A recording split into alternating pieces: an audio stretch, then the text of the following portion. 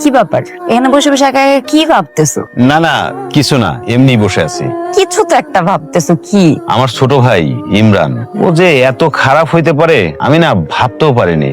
বাবা আমাকে বাড়ি থেকে বের করে দিল। তুমি ব্যাপারটা ভেবে দেখছো? এটা অবশ্য তুমি ঠিকই বলছো। ও এটা কি করলো বলো? ও তোমার বাবা মার মান সম্মান নষ্ট করলো, তোমাকে বাসার থেকে বাইর করলো। ওর একটা কিছু করতেই হবে, বুঝছো? আমিও ভাবছি ওর একটা ব্যবস্থা করা উচিত। আচ্ছা হইছে, এত ভাবাভাবি বাদ দাও তো। তোমার জন্য বাবা মা ওয়েট করতেছে, চলো একসাথে সবাই খায় নিব। আচ্ছা ঠিক আছে, তুমি যাও, আমি আসতেছি। তাড়াতাড়ি আসো তো। আপনাকে কথা অনুযায়ী এই ব্যাগের মধ্যে সব টাকা আছে, নেন টাকাগুলো বুঝে নেন আর আমার দলিলটা আমার বুঝাই দেন। ঠিকঠাক আছে তো ভাই? আরে বাবা রে, বিশ্বাস না হলে চেক করে নেন, নাম তো এই জায়গায় আছি নাকি? না না, আমি আসলে ওভাবে বলি নাই। আপনি কিছু মনে করেন না ভাই। হ্যাঁ ভাইয়া, আপনি ওর কথা কিছু মনে করেন না, আপনি দলিল নেন, দাও না। এই যে ভাই, আজকের মধ্যে বাড়িটা খালি করে দিবেন। কালকের ভিতরে এই বাড়ির যে মালিক তারা এসে কিন্তু উঠবে। ভাই আমাদের কোনো সমস্যা নাই। আমাদের ইচ্ছা ছিল এই বাড়িটা বিক্রি করা আর জমি জায়গা বিক্রি করা। আমার বউয়ের খুব শখ শহরে আমার নামে একটা ফ্ল্যাট কিনে দিব। এই টাকা লাগে আরো নিজে কিছু টাকা ঢুকাইতেছে, হয়ে যাবো। আমরা আজকে মানে বাড়িটা খালি করে দেবো, কোনো সমস্যা নাই। আবারে এক কথা কয়বার কইবে? আর আগের বার কিন্তু একবার আমার বলছে যে এই বাড়ি বেচে শহরে যায় ফ্ল্যাট কিনবে।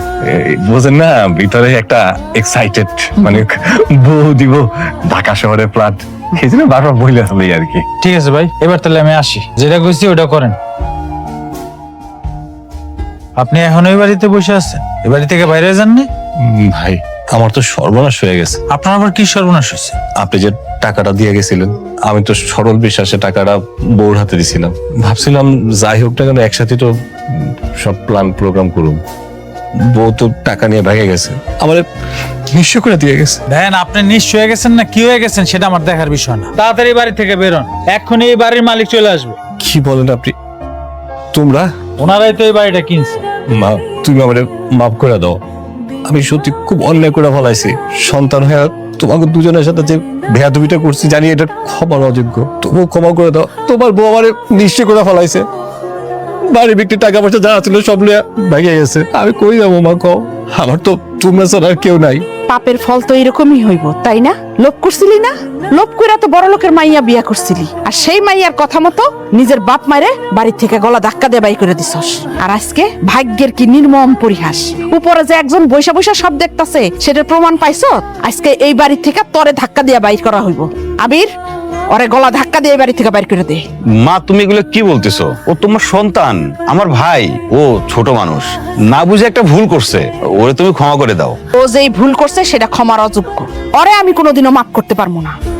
এতদিন শুনে আসছি পর কোনোদিন আপন হয় না, কিন্তু এখন তো দেখতেছি ঘটনা উল্টা। মাঝে মাঝে যে নিজের রক্ত নিজের সাথে বেইমানি করে সেটার প্রমাণ হয়েছে গিয়া তুই। আজকে তোর কথা মতো আমি ওরে বাড়ি থেকে বাইর করে দিছিলাম। তাই আমি এখন চাই না তোর মতো কুলাঙ্গার সন্তান এই বাড়িতে থাকুক। ওর এই বাড়ি থেকে ঘাড় ধাক্কা দিয়ে বাইর করে দে। আজকের থেকে আমি এইটাই মাইনা চলবো, আমার একটাই সন্তান, আর সেটা হয়েছে গিয়ে আবির। আমার ভুল হয়ে গেছে, আমার ক্ষমা করে দাও। তোমার সাথে সত্যি আমি খুব অন্যায় করে ফেলাইছি। আব্বা মার সাথে অন্যায় করে ফেলাইছি। তুমি তুমি তুমি তো আম্মারে কও না আমার ক্ষমা করে দিতে?